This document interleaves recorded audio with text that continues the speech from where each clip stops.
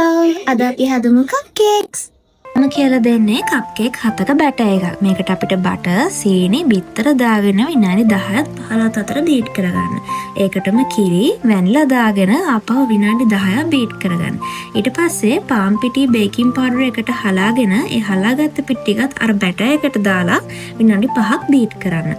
ඊට පස්සේ ට්‍රේ එකකට cupcake කොළ දාගෙන අර බැටර් එක cupcake කොළෙන් භාගයක් වැහෙන විදිහට දාගන්න. ගොඩක් දාගන්න එපා. එතකොට බේක් වෙද්දි බැටර් එක උතුරලා යන්න බලන්න. සෙල්සියස් අංශ 180ට විනාඩි 10ක් ප්‍රීහීට් කරපු oven එකටම සෙල්සියස් අංශ 180 දී විනාඩි 20ක් වාගේ cupcake එක බේක් කරගන්න. පස්සේ බටර්, icing sugar, vanilla දාලා මේක අපව විනාඩි 5ක් බීට් කරගෙන ඔයාලට පුළුවන් කැමති කලර් එකක් මේකට ඇඩ් කරගන්න. වගේම කැමති nozzle එකක් use කරලා ඔය cupcake එක ඩෙකොරේට් කරගන්න.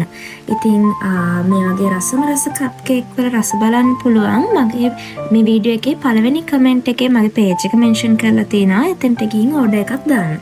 එහෙනම් see you guys. Bye.